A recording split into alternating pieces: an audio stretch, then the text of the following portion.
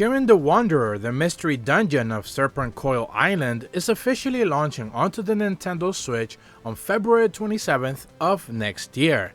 And today, not only did I want to go over some basic new information that we have regarding this brand new experience for the Shiren Wanderer franchise, I also wanted to go over 10 brand new amazing features, quality of life improvements that we're seeing added to the franchise that I think ultimately will make this a much better, more rounded experience, especially for casual players who have maybe steered away from these type of games in the past, and now due to some of these improvements are going to be more willing to give it a little bit of a chance. Remember that this is Spike Chunsoft's latest version of the game. This is not a remake, this is not a remaster. Thankfully, to actually the port of their latest game that we actually got to see onto the Nintendo Switch, they got enough funding to be able to kind of like get this game out of the door. And not only Spike Chunsoft is hoping that this is something of a hit, but they have a couple of new developers on board as well,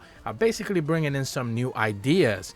And the new dungeon exploration options are going to be making some new interesting twists with enhanced live display modes, a simpler display options, and the online experience, which I think is going to be a killer function of this game and something that players are going to have a really good time finally getting their hands on.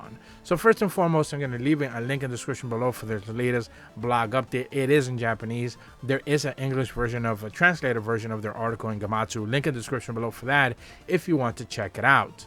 But for those who may not necessarily know, Shiren the Wanderer, the mystery dungeon of Serpentcoil Island, is something of a roguelike RPG with new enhanced display options. I'm going to be trying to overlay some brand new images there for you guys to be able to see that not just the minimap and the way that you typically see the minimap on these type of games, like Pokemon Mystery Dungeon, for example, the minimap usually is stationary. It's something that doesn't really get tweaked all that much, and as you explore the world a little bit, you get to see more parts of it. This time around, they're switching that a little bit. They mentioned in their blog update that new features make the dungeon exploration more enjoyable. For a smoother and more enjoyable experience, this latest installment of the Shiren the Wanderer provides a range of player-friendly features so players can fully immerse themselves in the game world.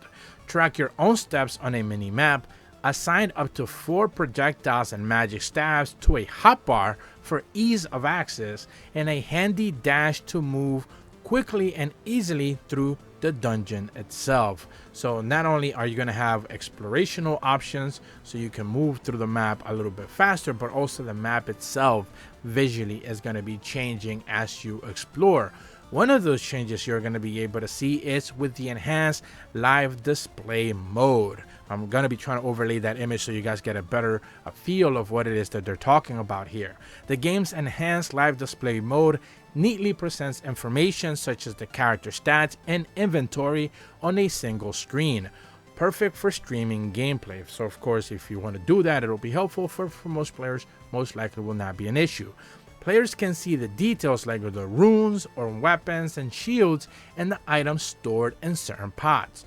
Chosen from 2 screen options to best suit your needs, a standard view that displays all the essential information and simplified view. So what you get to have here basically as another HUD overlaid on top of the typical game HUD is the playtime, how many turns of movement you've had, weapon strength and shield strength, equipped weapons with shield runes, a showcase there, your strength, your next level, essentially your XP to be gained, your current status, whether you're poisoned, paralyzed, whatever stone, whatever this effect might be, the inventory, including all items stored in pots, and lastly, the on-floor level, which of course basically as the deeper you go, those numbers get higher and higher.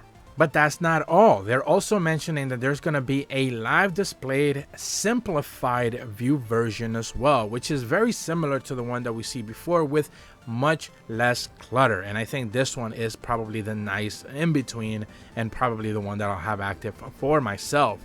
This live displayed mode simplified view showcases your playtime, your number of turns, which again means how many movements you've had in that map since you spawned, weapon strength and shield strengths, the equipped weapons that you have with the shields and runes equipped, your strength, your next level for XP, and of course the on floor. The basic thing that you miss here on is, of course, your current inventory status and basically current strength or whatever, but everything else is pretty much showcased there. As long as you remember how your hot bars are kind of set up, you should be able to be good to go, and you don't really need the other one, which is a little bit more in depth. But I think at the end of the day, this is just such a nice quality of life addition, because you no longer have to go into menus to be able to see this. It's just going to be right then and there, readily available for you at all times. And the reason why this is, I think, a nice addition is because of course, the online experience. And the online experience, I think, is going to be something that is going to be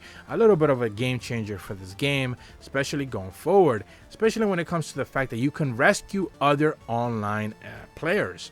If you have been playing Super Mario Bros. Wonder, you know how amazing that is. You're not necessarily interacting with another person, but if you happen to become a ghost in that game, someone can just simply revive you if they happen to be in that same level or around the same area, or use one of the standees. In this game, they mentioned that should a player collapse in the middle of a dungeon adventure, they can call in other players for a rescue to get them back on track. If successful, rescue players can pick up where they left off without losing any progress. So basically, you never really died. Rescue can also be used while exploring dungeons in the story. Additional online features, including details regarding the parallel play, will be announced at a later date. So of course, the developers here are choosing to kind of tease things. Spyshunsoft doesn't necessarily want to give the entire game away, and they're choosing to tease some new online features heading into the future. But again, the fact that you're going to be able to play with a pseudo online experience, someone can basically just kind of like walk up to your corpse, revive you, and then you'll presumably get a prompt telling you that you've been revived, or you'll get a notification if you happen to be playing or something else or something like that. Your system will notify you that you have been revived, and you should pick up right where you left off, which is a really nice addition. On top of some of the UI changes, you're seeing that Shiren the Wanderer, the mystery dungeon of Serpentcoil Island, is looking to bring the Shiren the Wanderer franchise into a brand new audience, but more importantly, as a brand new entry, the visuals are something that certainly stands out. A lot of the older games were pixel art. This time they're doing something more 3D. Now, I've seen some people complain that the 3D isn't necessarily as high quality as it should be, but I think in the contrast of pixel art versus this, we know that more players are willing to check out 3D games over pixel art.